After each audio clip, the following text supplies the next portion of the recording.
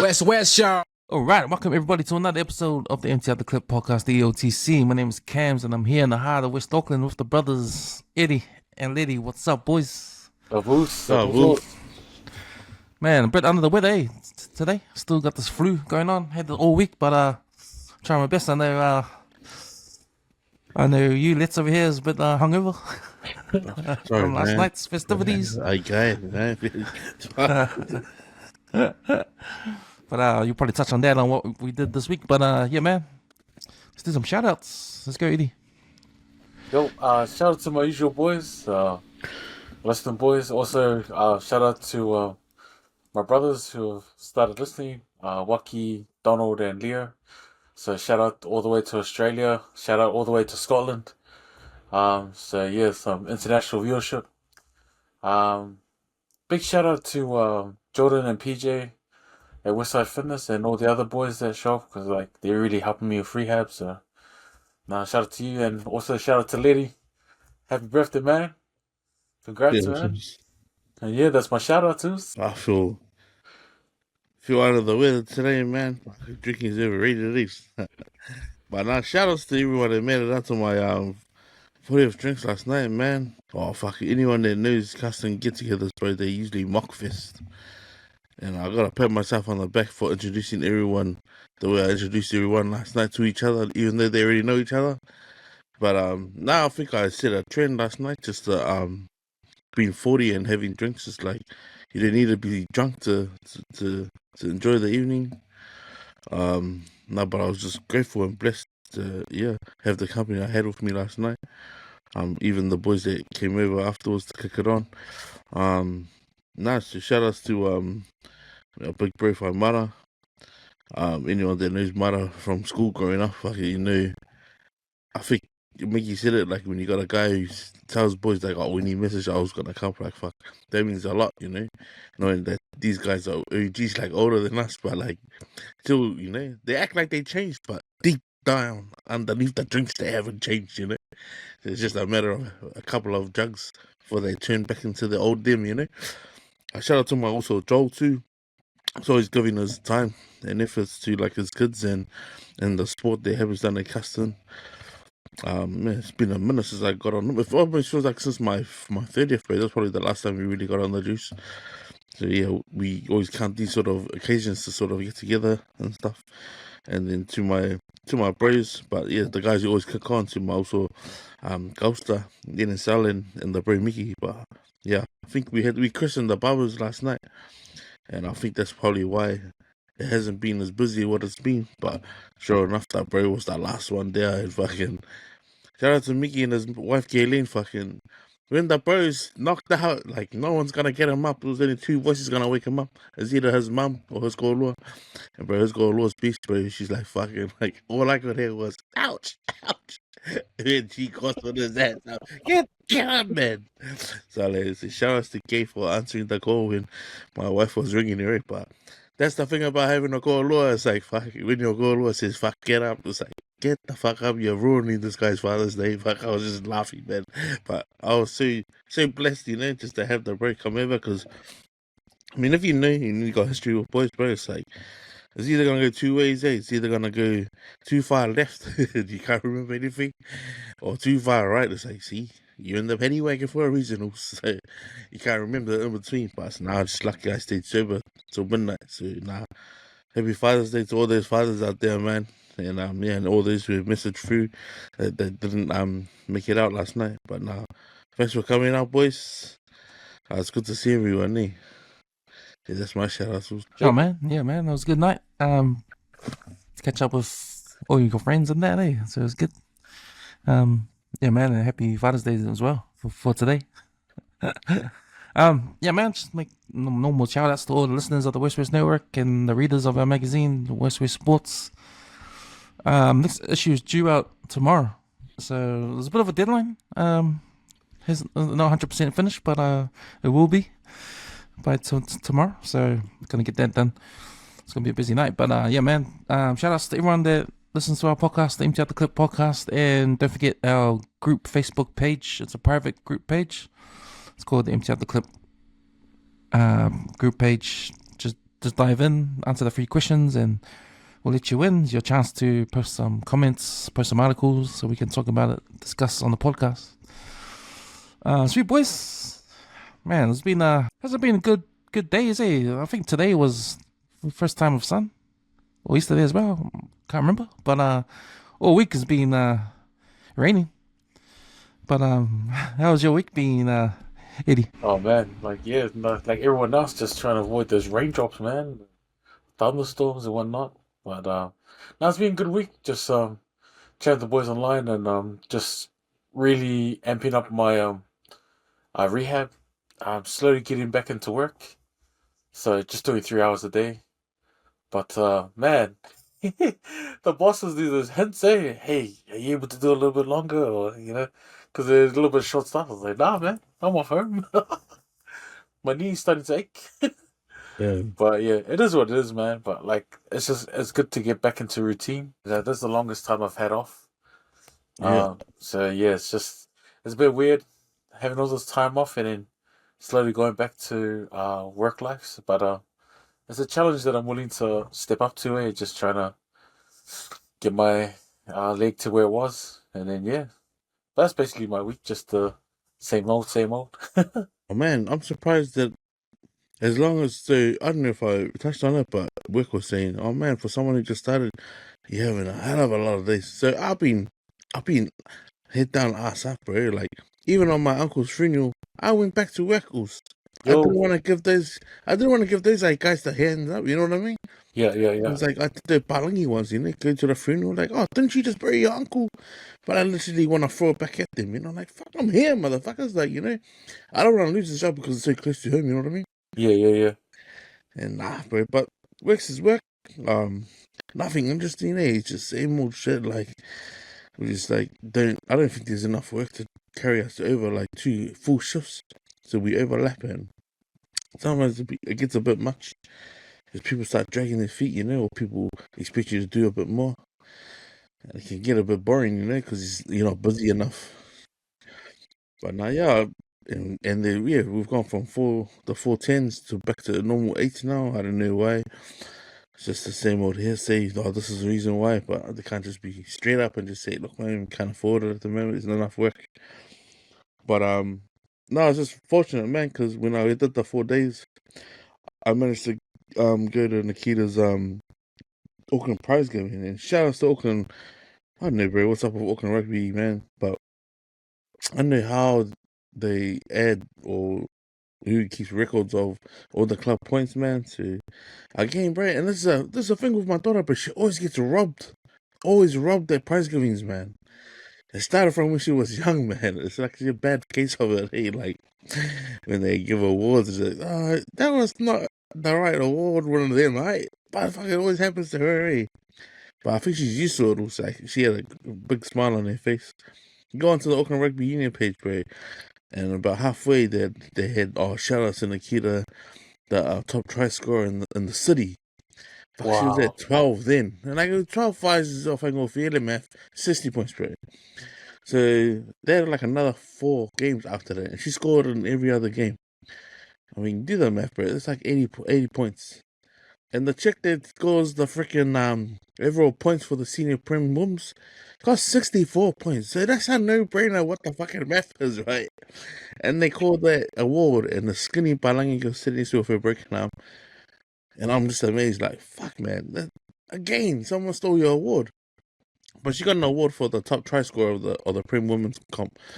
And I just thought, oh, bro, she took it on the chin and she just laughed and like, oh, at least we're here. And the keynote speaker for the luncheon was Conrad Smith, and it was just good, man, because he spoke about like his life as a All Black, and bro, he can hold the room down there because his speech was about 25 minutes.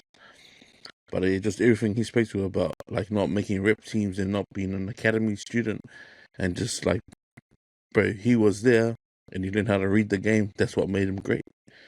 So it was good that he touched on that and like finishing his degree before he became an All Black. And what's funny is because like my daughter's sitting there going, "Hey, this guy's talking to me like my last year of rugby, like my first year of rugby, and it's sort of just happening now." So like she's got a lot of friends that have like sort of broken into the scene, playing rugby and that. But it's like you can just heaps of time for rugby, man. You know what I mean? The game's not going anywhere. So it's good, like so. But yeah, shout outs to her, bro, on her accomplishments. She even got club player of the year for her club Nice. team, and then won the top try scorer for the club as well. So it's not bad for a rookie. Eh? I said, oh, that's pretty good for a first year. You know, I scored every game. I always do that. You know, chuck it in there. But nah, yeah, fuck. And then then kicking on to the 40th being sober. Probably that'll be the first gathering of a 40-year-old in the city trying to start something new, you know.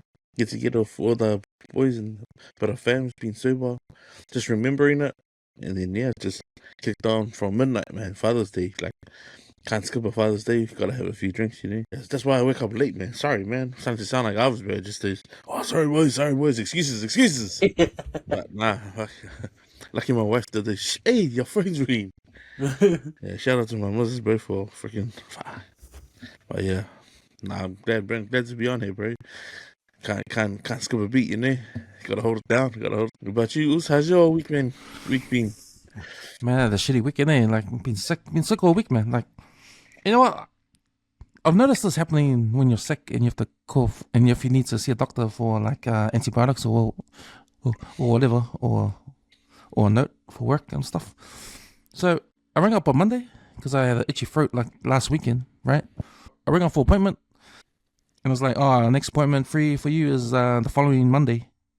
Oh, So shit. I was like, well, the whole week you're gonna wait. He goes, yeah, but you know, if your cough goes away, can you ring up and cancel your appointment?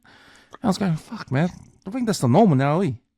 These long waits. Wait, that's the house You know, system. the new system or whatever. Because last time I checked, that's a big ass building for a medical center, and all these rooms bigger when Dr. Smith and Dr. Lindsay had their small little, you know, their small little thing across the road. So you figured there's enough for, you know, not to wait for a whole week. But I remember it happened last year. So I think that's the norm now, eh? If you make an appointment to see a doctor, you're not going to get one until like a week later, man. A lot of people get sick this time of year anyway. But it's easier to email or ring. But if you email, they email you back with an available time slot. And you just got to see what's available. Yeah. So if you're in pain, your only options are, you know, if it's the last resort, you have to go to the hospital, eh? And then even then, they put you in the priority.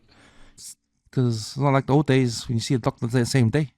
Remember when you ring up for a doctor and you just go an hour later or something? It's like, what?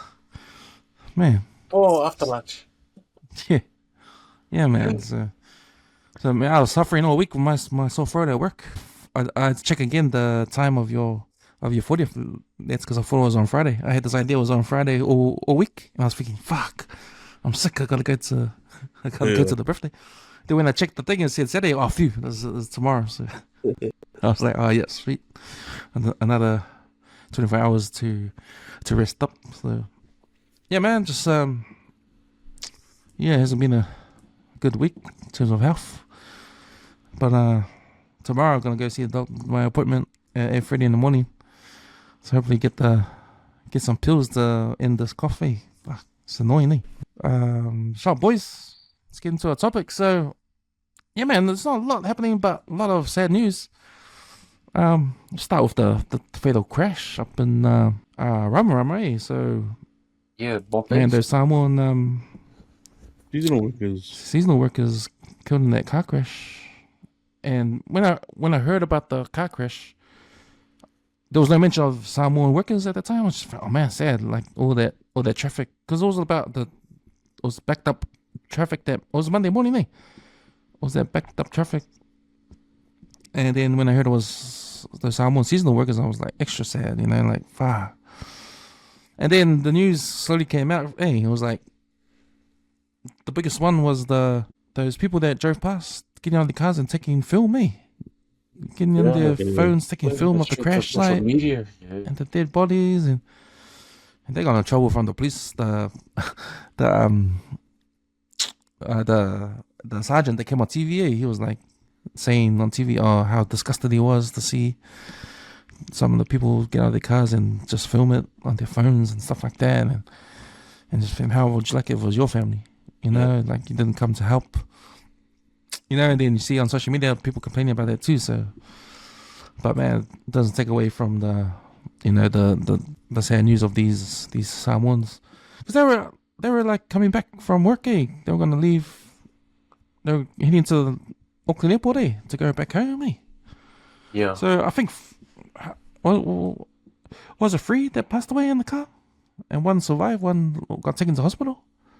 Something like that, yeah. I think they were like relatives as well. I think they were cousins and uncle or something.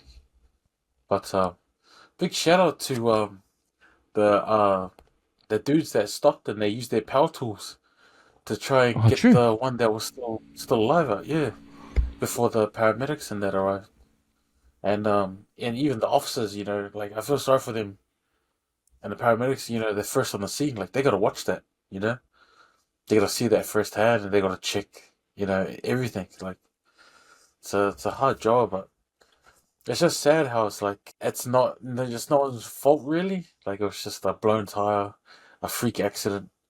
And I think it's pretty rough on the families because like that's their source of income gone basically. Yeah. Like for years, like you know, like breadwinners in the islands are, you know, they're hard to come by. You know, like how often do you get a kid that can go to New Zealand because they got to pass all the checks in Samoa. They got to pass all the security risks and all that. They can't have any criminal records. Like this is like they're always good people that come over here that do the jobs, and it's like it's rough, man. So condolences to the family, man. It's really rough. Yeah, hard out, man. Condolences to those families who lost their loved ones, man. Was it the 2 nephews and an uncle? Something like that, eh? And I don't think anyone deserves to be disrespected when they pass like that before those bystanders just using it for clout and they're trying to post on their social media and stuff like that. But it's good that the police actually got a hold of those people posting that sort of rubbish, you know what I mean? But no, you're right, Eddie, like, wow, yeah, no one deserves that, eh? Like, especially when you know, especially because they were on their way home, man. Like, they were literally in the final leg of their service here and ready to go home, and then to be cut short and their fate be it here. But it's just fuck, man. That's devastating news. Eh? Like no one wants to sort of hear like these family men, you know, they were the source of income supporting their ainga back home. But you stop like to shout out to the Us Lorenzo man for making a Give a Little page, and then all those who donated to it as well, and we were able to donate to that cause, because bro, the price of trying to get these guys back home, knowing if they didn't have family here, but it's a massive burden, eh? But then again, you can look at guys like, you know, you can actually look at Linga Linga and all these other funeral homes that are tupu and that have the means of trying to make that stuff happen. Come to the party by, you know, and you'd think that the government would actually have some sort of, you know, some sort of money put aside for families who die here during seasonal workers, right? Because there would be that a government department that actually puts that out to you guys, you know, because this is a government scheme. It's a scheme. Like, you know, you give the guys the opportunity, and that's the feel that, you know, what the New Zealanders don't want to go and do. Yeah. But I mean, this is the source of income for these guys in the Pacific. But you'd think that they'd put some sort of funding aside in case of an emergencies or in a situation like this, that they would actually have their shit together and be able to say, oh, look, you know, we can afford it. But I just love that Lorenzo's heart is like, you know, the transparency about money. Because like, you can imagine, like if P. Samoa was in charge of all of this stuff, bro, and what could have happened, bro. You know what I mean? Or, you know, say whatever Nonna did in her time being with T-Penny Fingers, like how it could have looked, or how it could have happened, you know, stuff like that. But it's good that, like, yeah, Give a Little can release the funds. I mean, I think Lorenzo explained why so early and why he had to close it in the time he did, because of the time the funds could be released would be like a month later. So it's sad, you know, it's sad because that's reality. And bro, these guys, if they're still here, bro, imagine losing your loved ones overseas and thinking, fuck, how am I gonna get them back here with little to nothing? You know what I mean? So I'm grateful for guys like that, man. Like you can sort of just don't wait for anyone's lead, and just do it. Sleep Because in there. Mm. yeah, man. Like I mean, you didn't hear Chris Luxon's fucking coming to the party and saying, I'm gonna get this together. Fuck, there's more other bullshit that's more important. But yeah, that's sad, bro. Like especially when you got guys that came over on a work scheme and then fucking Up and down government's not. economy. Yeah, bro. Well, the foreign affairs minister or even like freaking anyone in government come forward and just say, at least give a condolences to the family, bro. Like that's where New Zealand's government's culturally at, bro. It's like they don't give a shit about anyone, man. Yeah, that's the sad part about living in this country, bro. Man, it's a freak accident, man, because that could have happened anywhere on that stretch of road. Yeah, And to have it happen in the part where the only medium strip is just that wire, because remember, if you go drive down, that wire that's like steel tension wire, and that's it, and it's fixed to these are they timber posts or whatever. Yeah. But to hear that the tires blew and went across the whole lane, went to the other side of the road and smashed up a couple of cars. You think about Causing it, the accident. they're traveling 100 k's. Yeah, that's right. In opposing directions, and the force matter. It's just going to add up. Just before even if the car gets hit, the body still moves forward. It's like even with the seatbelt, it's 100 k's an hour. It's not going to be pretty, man. But even in this case, Hills, and the way these guys passed away, it just goes to show that those bollards aren't fit for purpose, bro. If that's a lorry and they'll say it was empty, or even if it was full, still not fit for purpose, bro. If it managed to cross the line and went onto an oncoming car, that's how dated that stuff is. I mean, that's all right for a couple of vehicles, but I mean, a full-on truck, and that's being used day to day by anyone traveling that stretch of road. You know what I mean? 100%. So if you're a family back home, you'd be wondering, like, why hasn't New Zealand Transport tried to sort that shit out? Because how many other people were actually risking their lives going up and down that stretch of road, and that even though it was a freakish accident, but I mean, when's the next thing that's gonna happen like that? So yeah, the ministers need to get together and fucking sort that shit out, man, because that's not right. They should at least be coming to the party trying to sort something out for those families.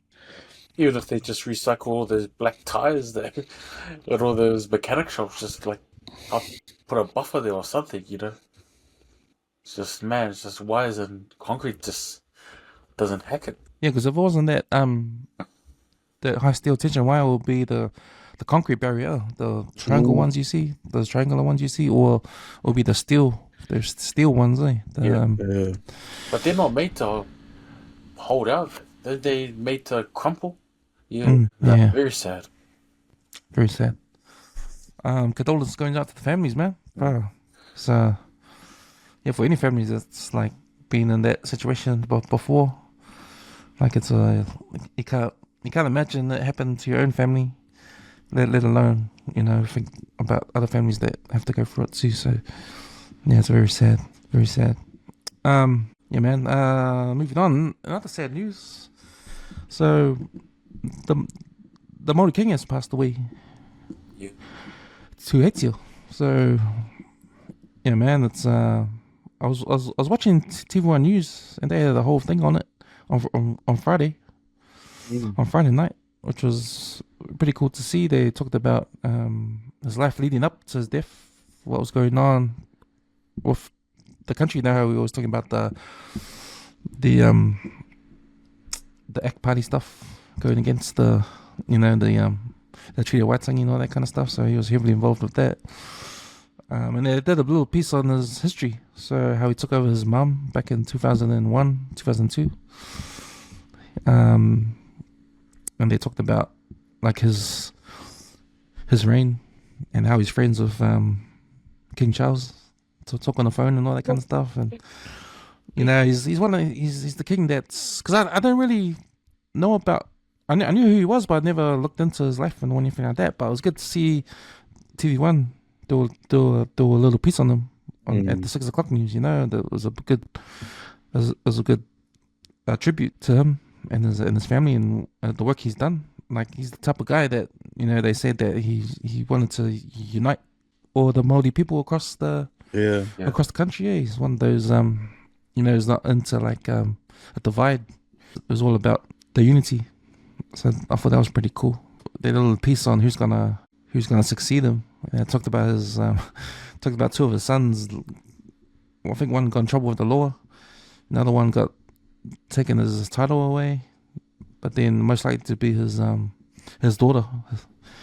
She does a lot of work with him as well. So might be her, but we'll soon see what happens. But yeah, man, it's a good man, eh? Yeah, only a few days after his 18th coronation, and he had the king from Tonga here with him. Yeah. And wow, it's sad over heart surgery or complications afterwards. But nah, yeah, I totally agree with you, Ken's. Like, yeah, bro, that's why I said like that. The Waitangi this year was different, because you had all different Maori up there. Tamaiti and his white army, the Ngāpuhi, and the people that followed the kingitanga. Like, you'd never seen that in history, man. Like, when have you ever seen it? But to hear what the government was gonna roll out and trying to get, trying to remove the tangata whenua, sort of like what they should be entitled to, because this is their country, man. People forget we're standing on stolen land, man. Like, for them to be strong as one people, they need to be as one, And yeah, but it's good that it's remembered like what he was trying to push, like for to advocate for, like, very Māori, we need to come together because we're stronger than we are when they're divided. So I think it's beautiful, like it's captured that he's saying that every piece that he gets the time to speak. But yeah, just sad, just so young, like that's like, man, 59. It's not even hurting the Goinga days to me. Yeah, I think he was sick. Yeah. Yeah, but fuck yeah, bro. Sad day for Maori, bro. People are gonna remember this government as that freaking racist government, man, and what they were trying to push on all these people, especially the changing of government name, the buildings, like, and how far we've come from their national anthem that was sung at a Rugby World Cup to just trying to reverse it all, bro. Like, it's stupid, eh? But what I've noticed is, like, bro, these two type of Maori, bro, is the ones that are being paid off, and then the ones that question those people who are being paid off, that are being like, bro, you can't be taking a dive for our people right now, because this is the history of New Zealand, man. Like, we can't be going backwards. And yeah, it just makes the future for all us other people of the Moana a little bit, oh man, what's happening here, especially because we've come too far. Ah, man. Yeah. Yeah, you've touched on it 100%, because like the whole thing of the kingitanga was formed in Tainui to consolidate Māori land ownership and to stop selling it to the settlers. And I think Ngāti Paro Tūhoi, Ngāpui dropped part of the kingitanga, but they kind of like respected him as a chief of the 7 communities that joined into the kingitanga. Yeah. And man, this guy, he stuck to his core values. He stuck to keeping Indigenous land in Indigenous hands, because you see it around the world. Like you touched on it, Leti, and Cam. Like, you look at the Native Americans in America. They've got pushed onto reservations that have no land value. Yeah. So they got to make casinos to make income. Like, it's sad how the people have become. You look at the yes/no vote in Australia with the Aboriginals who wanted a voice in government and were turned down as well. And the scary thing is like this ACT Party, they got these brain banks that have supported the no vote in Australia, and they're having it here as well. So it's pretty sad, because he had a big voice in Māoridom, and also in the Pacific as well. Like you said, he invited the Māori, the Tongan king. But I was doing a little bit of research on what he did in the past. He's advocated for global warming and stuff like that. Because the Pacific get affected the most. He visited the funeral of King Taufa'ahau, Tupou IV. He also went to the funeral of Malietoa Tamawhili II of Samoa as well. So he was well connected to the Pacific community. He'll be greatly missed. He was a powerful voice, not just in Māoridom, but just in the Pacific altogether, because man, like the Samoan guy said at Hawaii, he said, we're not just small states, we're the guardians of the largest ocean in the world. And like, man, with him gone, like, it's very sad, man. I hope that his daughter, like, or his sons or whoever takes over can, kind of keep that legacy going on, since the formation of the Kingitanga. But yeah, I agree with you guys, man. It's very sad, man. But yeah, hopefully we'll get like, a young voice in there to carry on the spirit. Yeah. It is sad, and he was 69 when he passed, so that is young, eh? Very young. So, and to go at a time where he's probably needed the most. We know with all this political stuff happening with, with the what do you call it, the Treaty Waitangi is under threat from the ACT Party, and what was the latest one that happened? They had a big meeting, eh, when ACT didn't show up, eh? Oh, Seymour didn't show up. It was the Prime Minister and Winston Peters. Just a couple of weeks ago, eh? They had a meeting, but yeah, man, it's sad that all the shit's been going down since his last days, Yeah. And So yeah, I think you saw it too. yeah, far. So I think you're right, man. Like we hopefully whoever's gonna take over his reign can really follow up his work, like straight away, because yeah, it's probably another good time for him to go. But he had heart problems, and he had a heart operation, like before he passed. Like, yeah, sad. Sweet boys. Let's get into some sport, So the All Blacks, I knew they were gonna lose. So I actually wanted them to lose because, man, I just don't like Razor at all, man. I just don't like him at all, man. And we backed what we were talking about last time. We backed Leon McDonald leaving the All Blacks. Leon probably saw something that no one else in New Zealand saw, and he got off the boat. He got off the sinking ship. It seems like, because I predicted that the All Blacks will lose, and even though they could have won the game, they lost, and I was kind of like relieved because it meant my prediction was real. But yeah, man, it was it's cool because I got Sky, the internet Sky, Sky Now. Oh, yeah. So you can actually, because I knew it was at 3:00, so I thought, nah, I'm never gonna wake up at 3. So I woke up at 4 and just watch it from the start from 4. So I was delayed by an hour. So every time there was a line out, I just fast forward. You didn't need to see, So I actually caught up to the live in the 70th minute because I was fast forwarding all the lineouts and scrums and all the breaks in between. So it worked out. So I got an extra hour sleep and still watched the end live. So that was good. Nice. And plus, you can get the halftime, so you can forward all the halftime. Yeah. And catch up too. So yeah, man, I recommend Sky Now. Don't get the Sky box. I think it's more expensive, because you don't need Soho, you don't need the movies. You can just stream all that. Just play the sports. Yeah, just pay your $50 a month for the sports, and that's it. In New Sky Now. But yeah, man, like, and it was funny, because man, I was watching the game. There's been talk on the boys chat about Razor being a biased coach. Like, you think of all the Crusaders he's got on that team, right? And you think, man, this is a dodgy selection. Like, one guy in point, Ethan Blackadder, right? He played number 6, right? And I noticed he didn't have a really good game. Like, his I think he went to score a try early and he got stopped.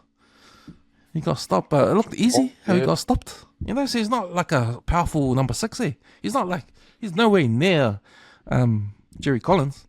Nowhere near that. And it's like, I don't know, he seemed weak, and that was confirmed on the chat when all the boys were saying, man, this guy is not a number 6, man. He's like, he's putting shame to that number 6 jersey.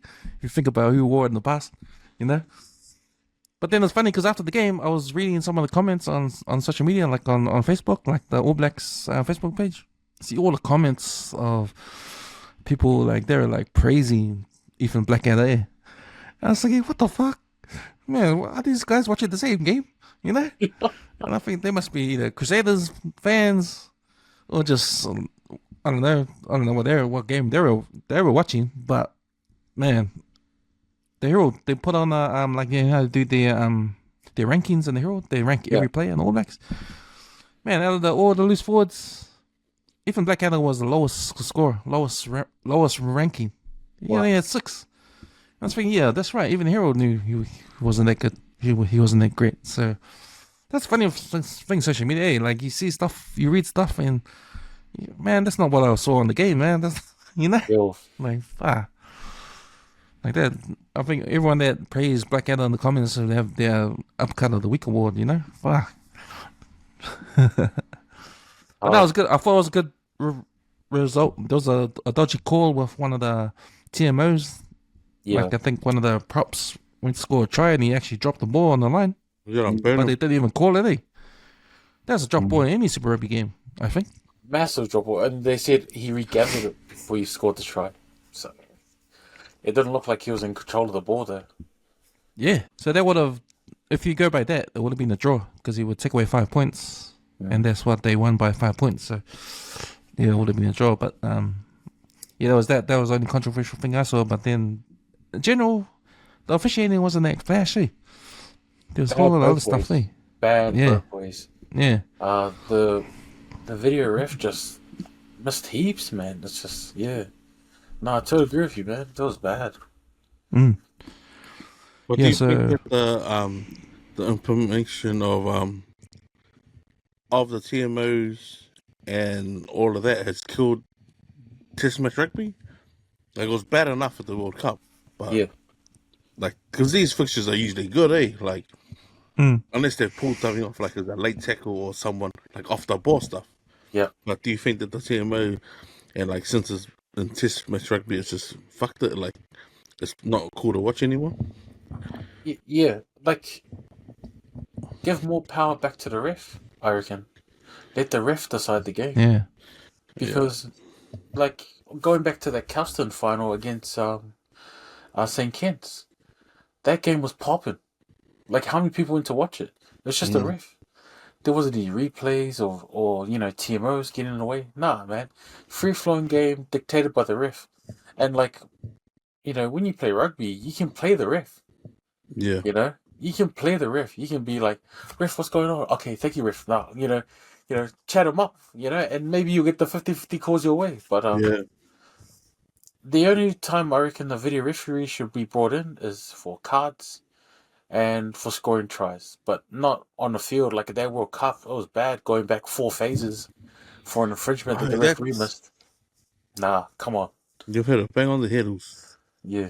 Like anything, I think, like, say, for example, if the ref pulls his advantage short end, that's called like a short arm penalty, called an advantage, but he goes back like fucking 60 meters, bro, something's wrong with the game. But I think anything that goes past, 20 meters, the advantage should go. And, like, it shouldn't be called back. But when you watch Test match football and they call it back, like, what the fuck? You might as well rewind the clock and go back. You might as well lose all of that because there's no gain, you know what I mean? There's no gain from going forward like another 50 meters just to go back and say, oh, we'll play that knock on back there. It's like, fuck. But that's what's killed the game, man. But you're right, I feel like if the ref just calls upon, he needs, like, can you review this and then discusses it? Yeah. That's the only time it should be used. But more power to the ref and what he sees at first glance, man. Because when you start questioning it, bro, how the video ref, like they did at the World Cup, bro, like it can sort of twist because of the camera angles he has, right? Like we only see what we see on the TV, which is like 4 at most. But the freaking TMS probably got way more, and he's only gonna show what he's used, but probably the one that shows the knock on in their rugby in their last night's game or this morning's game would probably be the one that he didn't want to show. Yeah. And he would have like delete that off the film, we'll just play the other 4. And then can you pull up the other 4 and like he'll just keep doing that, But fuck yeah, that's what's killed the game, eh? That it's not the same as like how you used to watch it before. Well, that's my opinion. Shucks, yeah, man. Let me nominate one of the people that spoke on that chat, and they said Blackadder was a beast. I was like, what? What the hell, man? Blackadder was a beast. What? He was a beast these nuts. But I would have chucked the Papali, Dalton. Yeah. At least get some strength in there in that number six role. Yeah. Wow. But even Sam Kane didn't do much. He was quiet. He did a role, but he didn't do anything above it. Like, he was he was solid on defense, but like ball running, Xavier takes him like to the ground. Like post contact meters, man, he's up there, Xavier. you reckon it's time to see Kane go? Adi goes to 7 and bring Wallace on? Yeah. Start him like I don't think there's any the guys that are bench fringe players, but there's no point leaving them on the side if you're not gonna play them, right? Because when do they expect them to? When do they expect to beat the new blood? Like obviously Argentina would have been one of those teams, but look what's happened. You know what I mean? It's like fuck, you bleed them over there, man. You see, they either sink or swim. Fuck.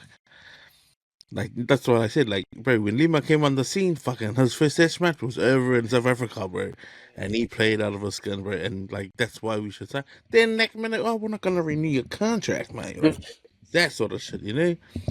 So like, don't hold on to these young bucks, stop them from going to play for Samoa, but give them the opportunity against like the big guns like this, man.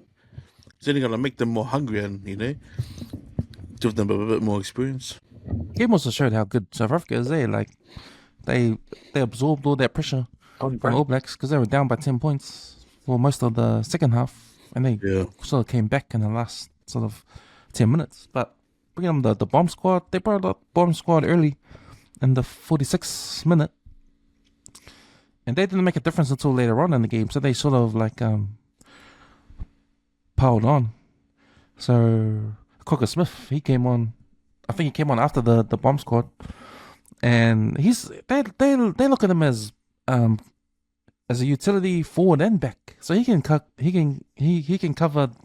the midfield role as well as a loose forwards. So and he scored that try that was critical to their win too. So but man, I remember him when he played before. He's a pretty good player, eh? Like I think all their loose forwards were good. They shut up ours. I think Ali Sevilla was just a little bright spot we had in the loose forward area, but that was about it. But we had no match for those guys. Yeah, Xavier and Caleb Clark. Yeah. Caleb Clark, yeah. Yeah, he's a good I can understand the selection of Caleb Clark because you need that sort of physical presence for the Springboks, because they are a physical team. Yeah. They're a huge team, eh? So, it was a good win. Yeah. It was a good win for them. It sucks because, like, I'm an All Blacks fan, and, like, that try in the start wasn't a try. But we had the game in the bag, like, with 20 minutes to go. And we knew they were going to put the bomb squad out. Like, probably, what's his name, Foster, feel sorry for Foster because that's when it was implemented against him. So we struggled against the South Africans when they did the bomb squad. But now with Razor on, he knows it's coming.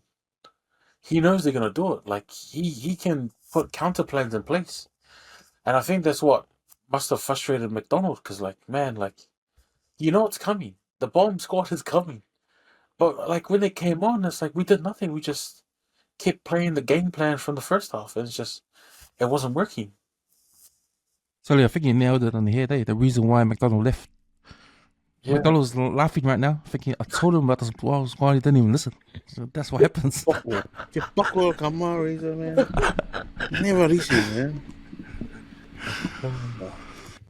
Probably Razor's, you want a bomb? Yeah, bomb. But yeah, man, I just want to get your guys' views on his, what do you think of Razor so far as All Blacks coach? Is he gonna hit or fail? Or because I'm looking for him to get more losses than Ian Foster, man. That's what I'm begging on. Bro, at this rate, bro, surely he's gonna, surely at this rate, yeah, he's gonna.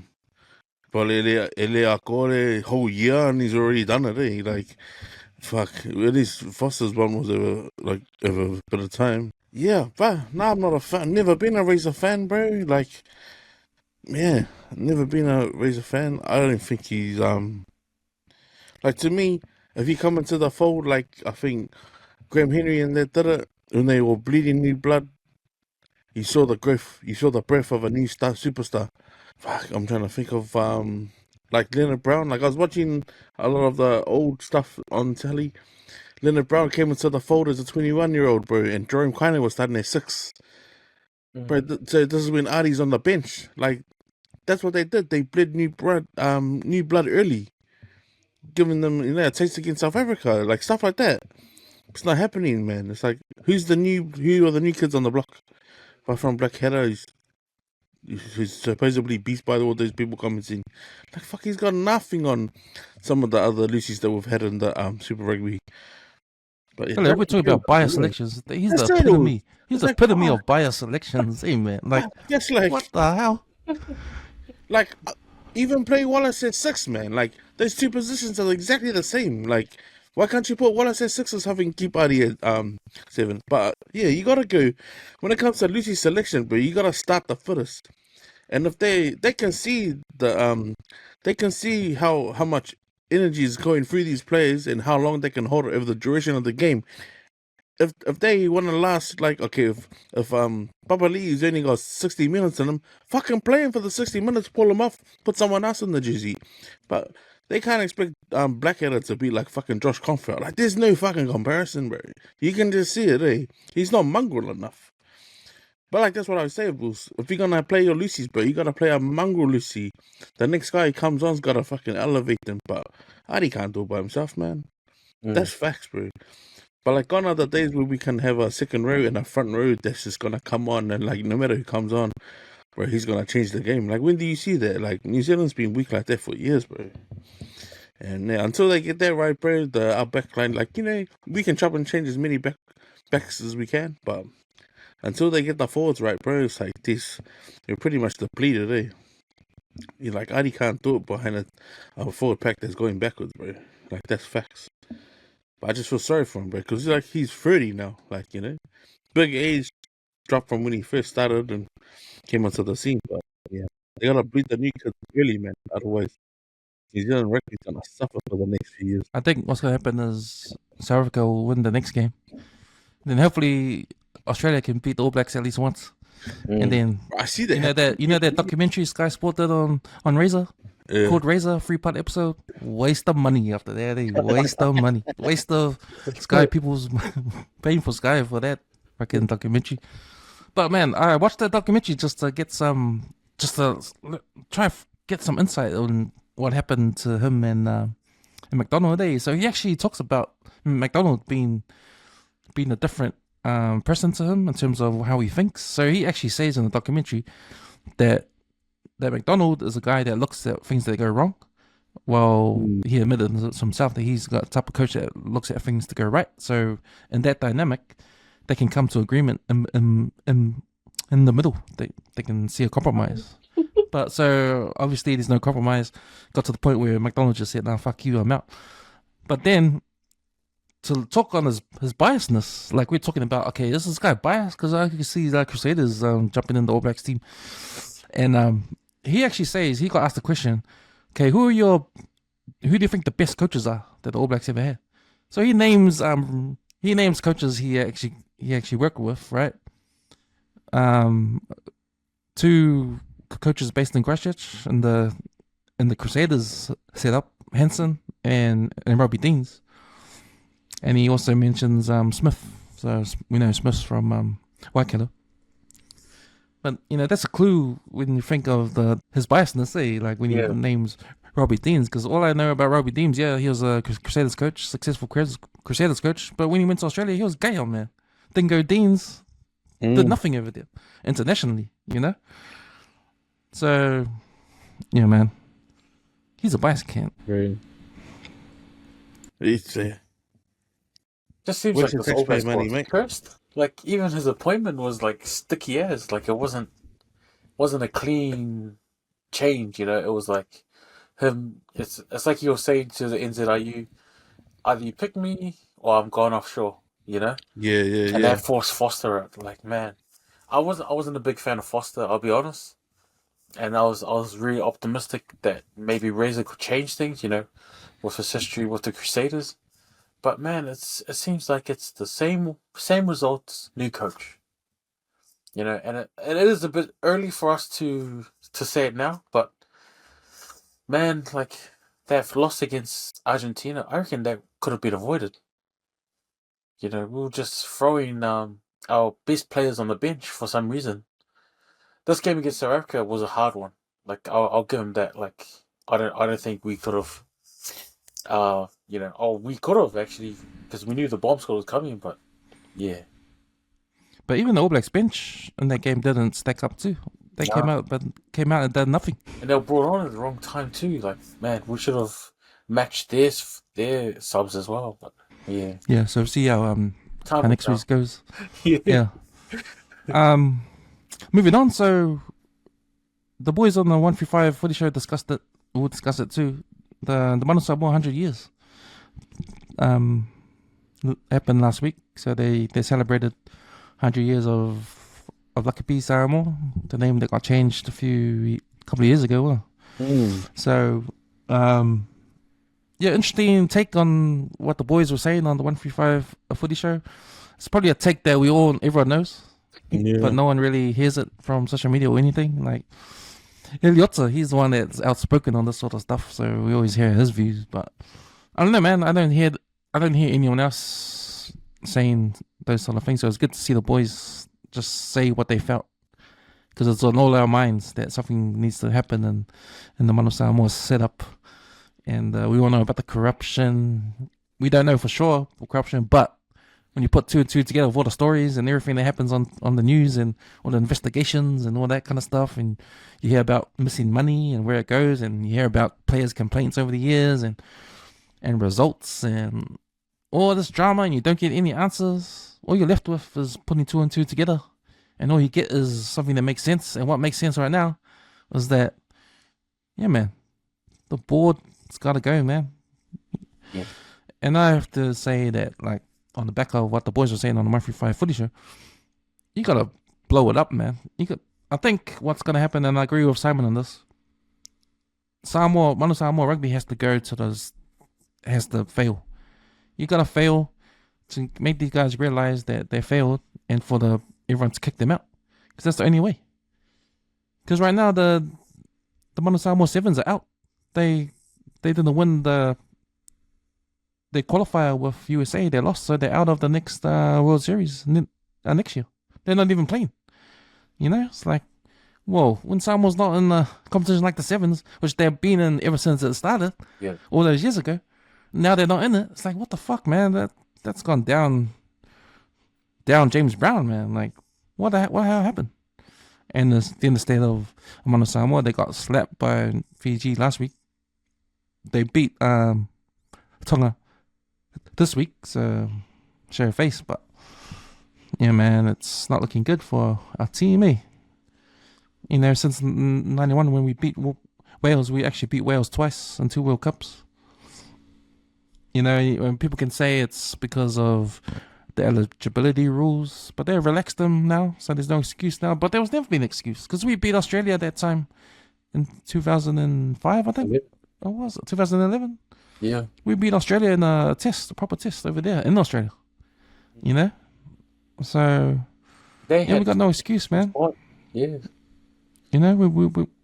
We can beat these world beaters, but yeah, man, just bad. It's always bad press when it comes to Manu Samoa management, and we're just sick.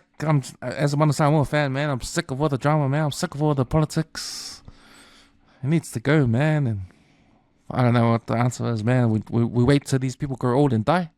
When the board members, is that what we're doing? Waiting for them to grow old and die? Because it feels like they don't want to leave their positions. They want it for life. They want a job for life, And it seems like that way. And shit, I just want my team to be on top of the world again. But I don't know. Just gonna have to suffer again. And I refuse to have my second team be the All Blacks, man. I refuse to have a second team. I'm just got a one team, man. And that's Manu Samoa, man. But yeah, man, did you guys catch what the boys were saying on 135 Footy Show, and what are your thoughts? I watched that podcast. The boys, Tana, Simon, and Bobby touched on it like 100%. Like, out of the 100 years, like, we just celebrated 100 years of Manu Samoa, and what have we achieved? And like you said before, Cam, it's like we reached the pinnacle in 2011 and we just dropped off. Like, it's like, it's like we're not getting better administration wise and player wise, and it reflects in our playing. You know, if you got guys that are turning up to work in like these massive ass trucks, you know, and you're playing for like, you know, breadcrumbs, like, how did you feel? You know, when management is traveling first class and you're just in an economy, you know, and some French club will offer you 3 times their wage to come play in France or come play in, you know, in the Irish comp. And it's like, I don't know, the 3 main things for me is like, the first one is missed opportunities. Like, we need to draw in more players around the world, you know, at the peak of their rugby to play for Samoa, instead of them coming after their careers are nearly gone, you know? Like you touched on Xavier with his age. Like, you know, like, he's gone to Moana, but it's like, is he still at his prime playing, you know, next year? You know, his age is going to get to him too. Second point will be like, why don't we have a proper full Samoan team if they do keep Super Rugby in the Super Rugby, instead of having this mixed team with Tonga, you know, Moana Pacifica. I mean, Fiji Jura. Look, just having the Fijians in that team has made a massive difference to how they play internationally, especially it showed in last World Cup when they were beating England and Australia. And I think the third one is like, we need more quality games. Like, no offense to Tonga and the other Pacific nations, they're not up, you know, anymore because all their players are playing overseas. Like, why don't Manu Samoa come over here and play like the Blues, like a preseason match? Yeah. Or play against the Maori All Blacks, you know, or, you know, quality teams that have international players to test our players. Because, man, if you want to beat the best, you got to play the best. I've always said that, man. Like, Samoa needs more exposure to those teams, and we need a better administration to look after our players, draw in fresh recruits, local and international, and I think that would honour the last 100 years of rugby. They'll honour past players. Because, man, like, Manu Samoa is, I mean, I love the All Blacks, but Manu Samoa is my heart team, man. So, like, it's just, it sucks when you see, like, little kids walking around with the Toa Samoa shirt, whereas back in my time, no one knew about Toa Samoa. It was Manu Samoa 100%, you know? So we need, there needs to be a shuffle. Or even just say to the administration people, look, 3 years, if you don't perform, we're going to rotate you out. Just like the players. Bad, you know? But yeah, we'll see. Time will tell. Yeah. Yeah, I feel, unfortunately, Samoa's just lost their credibility and they sort of became their own reason why they've become the way they are, because, like, we can't draw in the best players around the world at their peak. We can't afford to, but because of the mishaps in the past, that stain's always gonna be with them, eh? And you're right, like, until they got from the top, bro, that nothing's gonna change, man.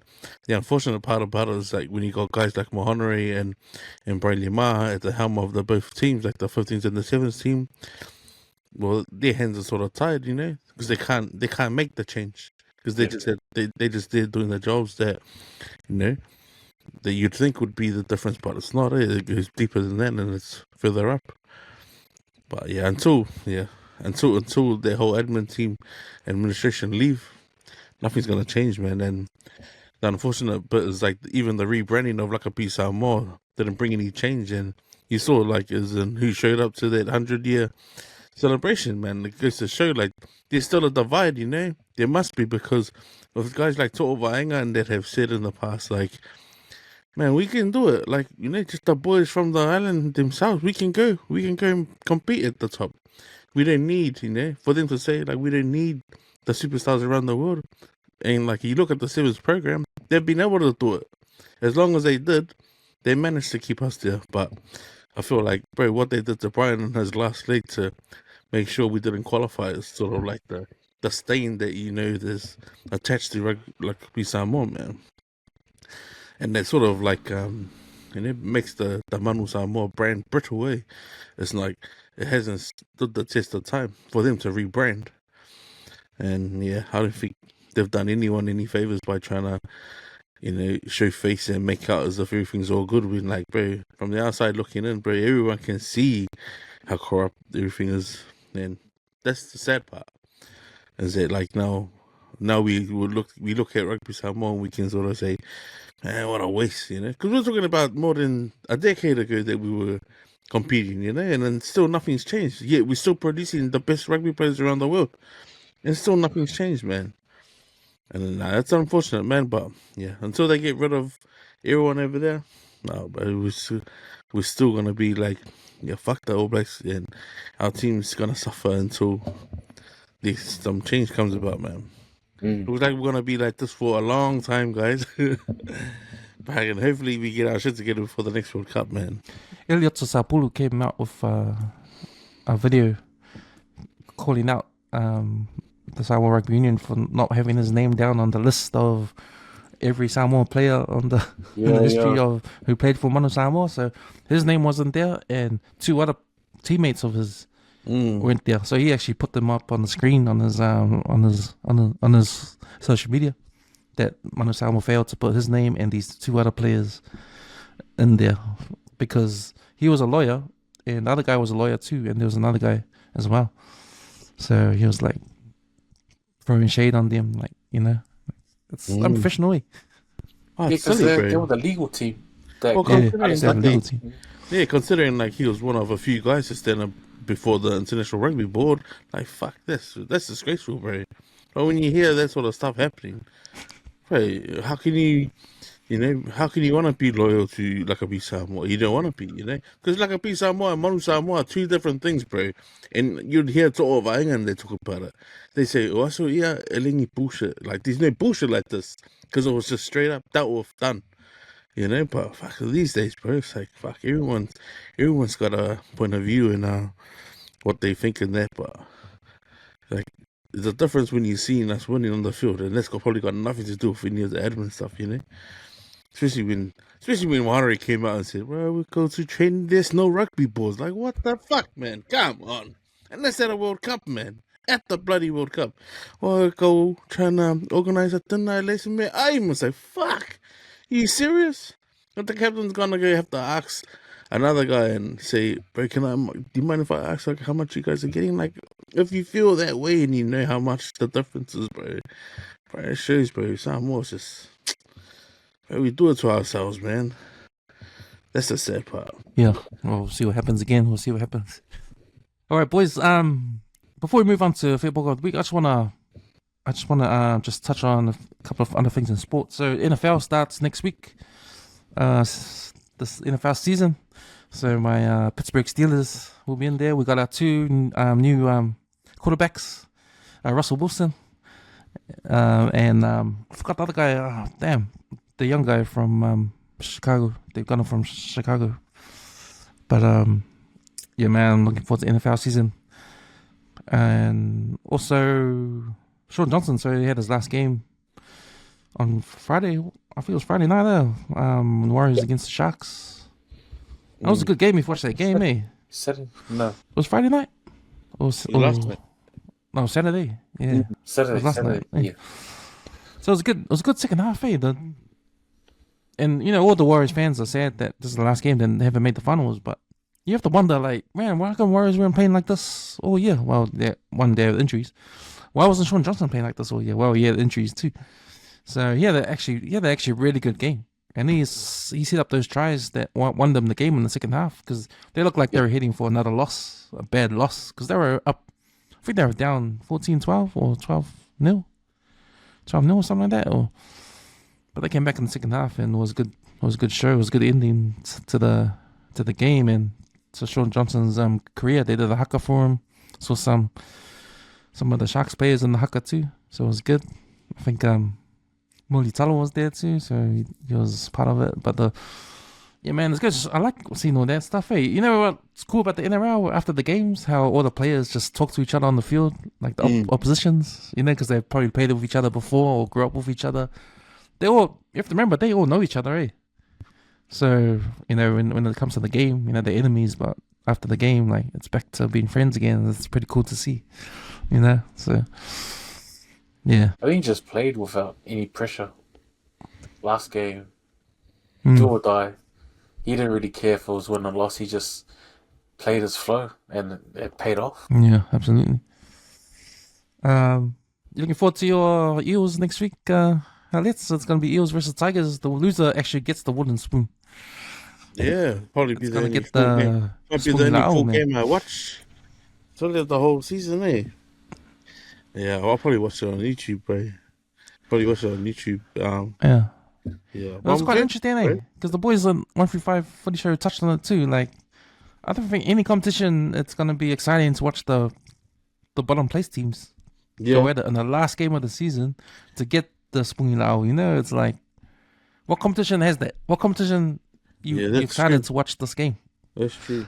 But I mean, and you look at the caliber of like players playing on both teams, and that's why. And because you know, like fucking, bro, Parramatta's been Penrith's bogey team, eh? Like, or the team that can keep those guys at bay. Like, you know, apart from their bullshit, 3 tries they scored in 5 minutes, and the ref didn't call some of those you know, block runners obstructions, you know. But you know, you're right, man. Now I'm probably looking forward to it. It should be a good game. I just always felt like, bro, if rugby league was a 50-minute game, bro, Parramatta would be at the top, bro. Like, bro, our numbers are good first half, and after 65 was like, bro, we become the Warriors, bro. Didn't know if we're gonna sink or swim, eh? Like, it's always like that. But yeah, I think it should be a good game to watch. For you guys leaving, I'm quietly not confident, but anything can happen, bro. Depends who shows up to cook, eh? That's what I think will be the difference. Okay, sweet boys. Moving on to Fia Poko of the week. Let's take us there. Do we want to go there? Man. Do we want to go there? Only a couple this week, bro, which is good. Yeah. So the first one is from New Warrior. Was that New York Can? Oh, bro, my eyes are killing me, man. But it's of a finger. She's like calling her son, telling him about what the doctor said, and she said something like, "The doctor said I need to cut the coffee out." I don't know how she interpreted that. So she's ringing her son, saying, "Son," and she starts to pour a jug of what looks like a literally made coffee. And she's got the scissors. She's got the scissors, and she's pouring it, and she's cutting the coffee, and she's pouring it into the cup. But God, if I just imagine that was my mom, like trying to understand, like what the doctor said, you need to cut the coffee out, like give me the coffee. So she's pouring it, and then the son's like, I don't think he meant that, mom. Like, I think he means like you need to stop drinking coffee altogether. So she literally got the scissors and was cutting the coffee. Makes sense, right? And then the doctor said, "Oh, doctor, the son said, doctor said I need to cut the coffee." So she, actually got a salute on her hands and cutting it. But it's funny when she says, "Oh, but I already made it." Oh no, that's the gym line right there. That's a typical island mom right there, man. Yeah, well, literally taking what the doctor says, eh? Like, I got another one, and it's it looks like the famous Fijian band Kapena, and they obviously done those. Are there any Tongans in the house? Like, if you've seen Fiji, it would say, are there any Samoan girls? And then he goes, are there any Tongans? You see the way the Tongans react, eh? But Kapena went one further and said, actually, come on stage. So if you ever hear a Tongan guy say, come in Taulunga, so this is where, I don't know what she said she was good at, but it's not. Have a look at the right side of the stage, you see the Tongan girl start to dance. And then, I don't know what Bobby Doe's doing on the left side, so take your pick of what island she's doing, but that did not look Tongan at all, man. Like, you imagine at Polyfest how they dance, you know, they do Taulunga, it's real graceful, real like, it's like Soft. real controlled out, Yeah.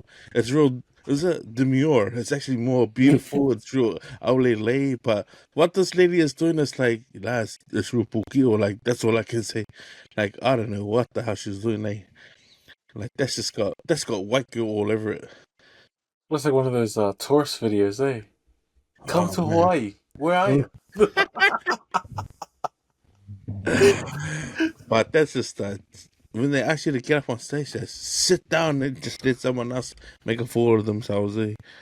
But outside of that, tukuia, like, just don't get up. And this one's in from Simon. And this is he's titled this Vavele Handbrake Malo, and this is an old one, but it's still goldy. And it's Aotearoa Clips. And was his name Guy?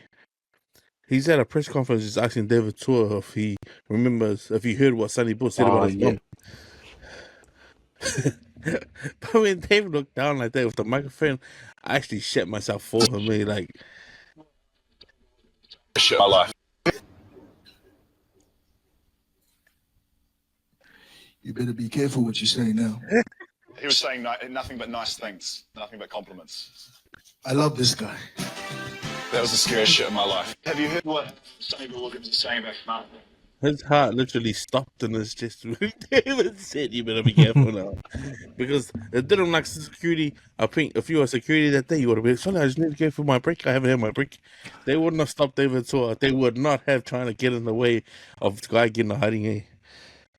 But nah, I'll leave it to you guys, bro. You can pick which one deserves Fia Poko of the week, bro, because I think they all goldie. I think I nominate Guy Williams. Sorry. His favorite toes.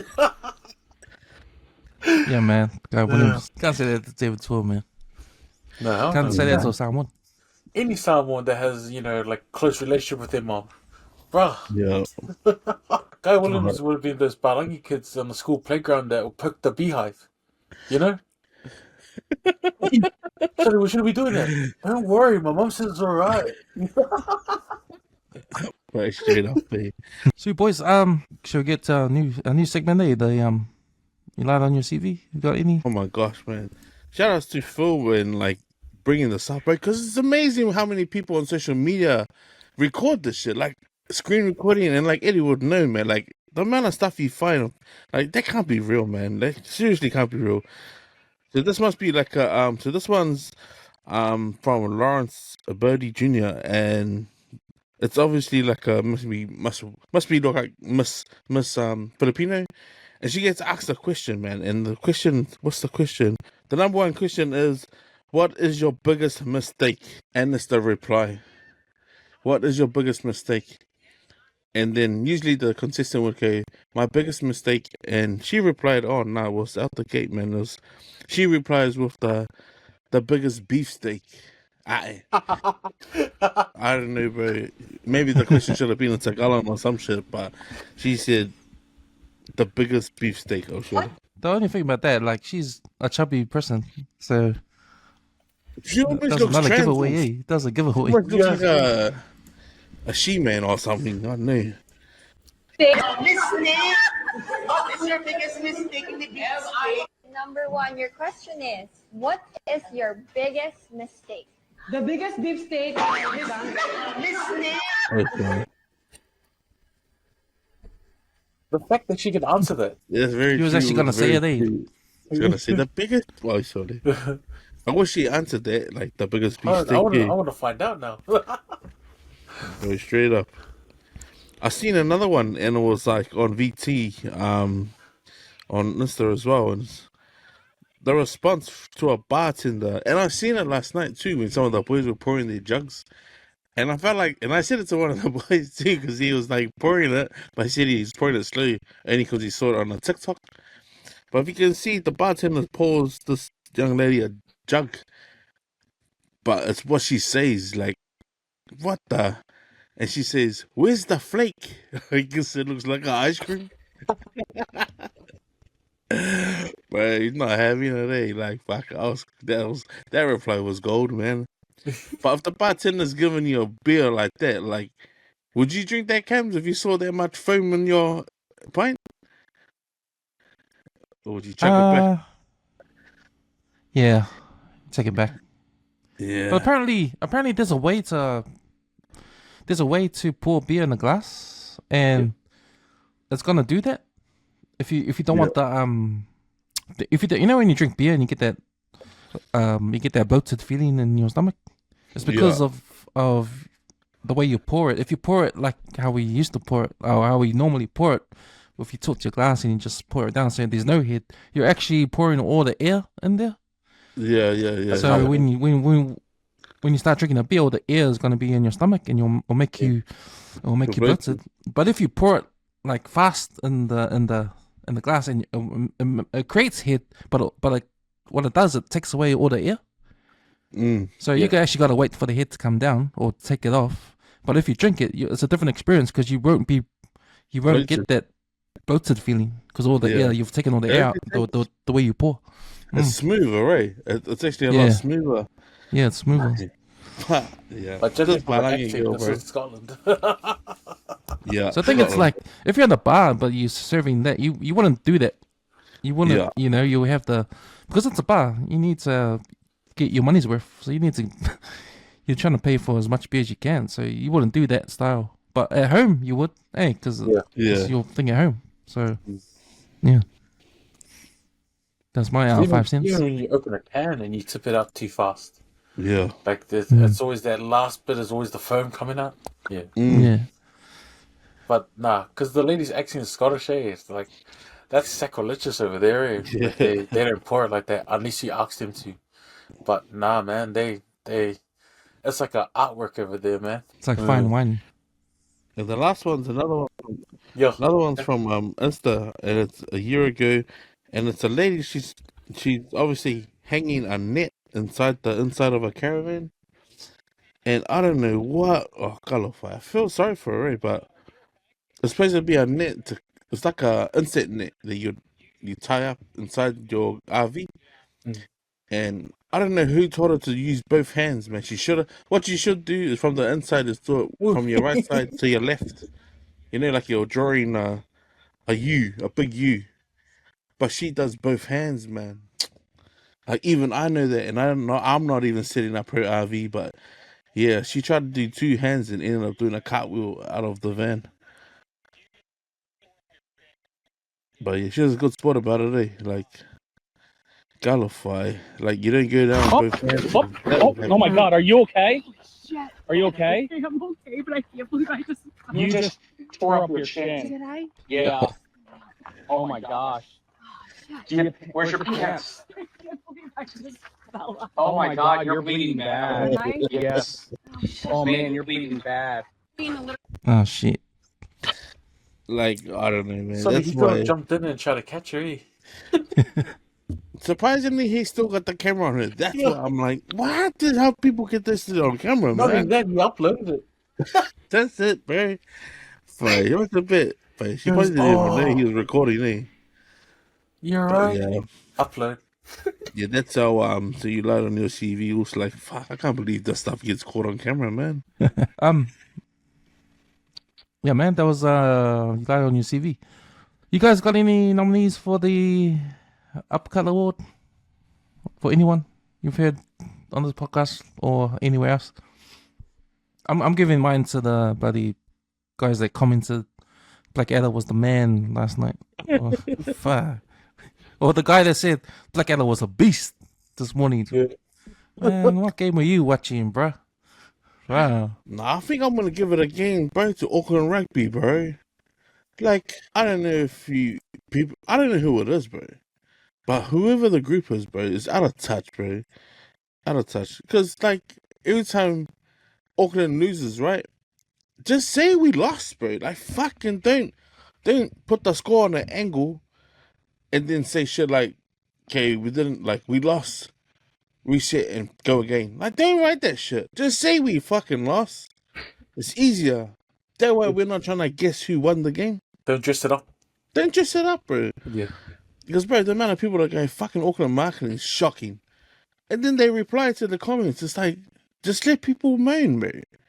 People are engaging, right? But it seems like he does it like to freaking get bites. Yeah, but whoever this cunt is, bro, fucking relax, man. So I'll pay the guy from fucking Taken to come and say you in the back of a car or something. Fucking then see if you can message everyone that's commenting on the Auckland Rugby page. But nah, bro, yeah, that's got to be the uppercut for me, bro. That's every time I see Auckland Rugby, bro.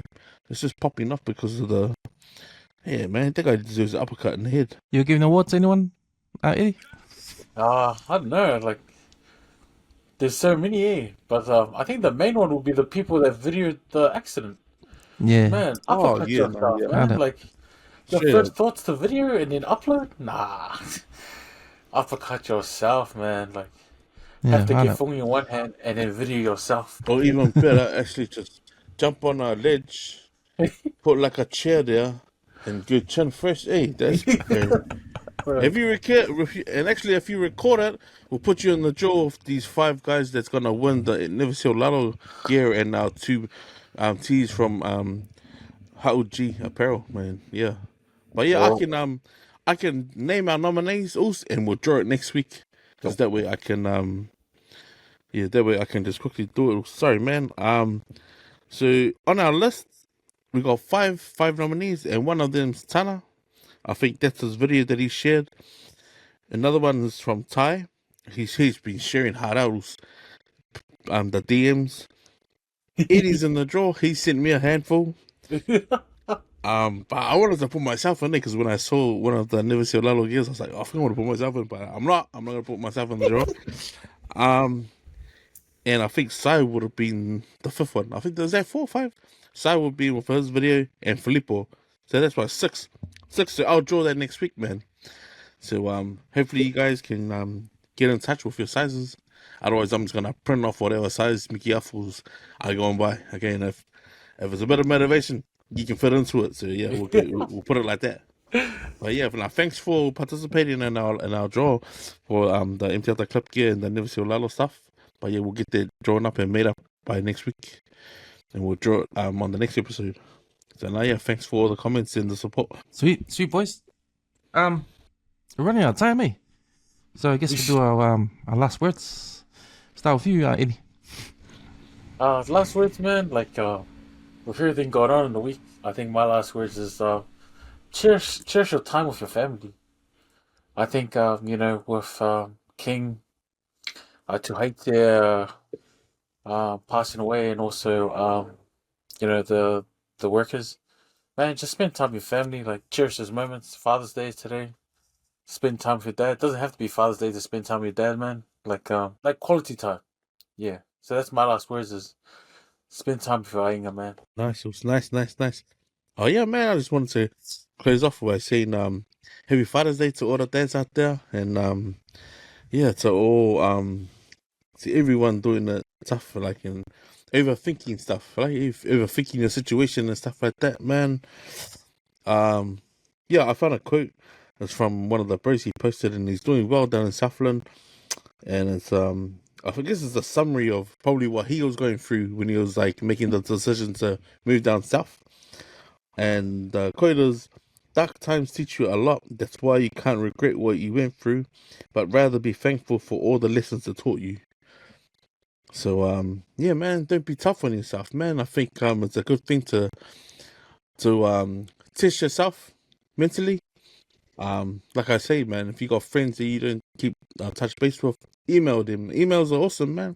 Emails are one of those things that can stay in your inbox for a while, and when you read back over them, you know it keeps you on track of where you want to push towards. But yeah, man, always take the lessons out of the everything you go through, man, because like it's like all things that are like, when it comes to hardship, man, the two shall pass, man. And I feel now that I'm 40. And I want to use this time to thank my brother Ken over in Alice Springs. Thanks also for the email and the message to the kids. But yeah, it makes you appreciate more of the close friends and your close ones, your day ones. It makes you appreciate them that much more. But thanks for the opportunity, Cams, to be part of the WesWes Network. I've appreciated every moment.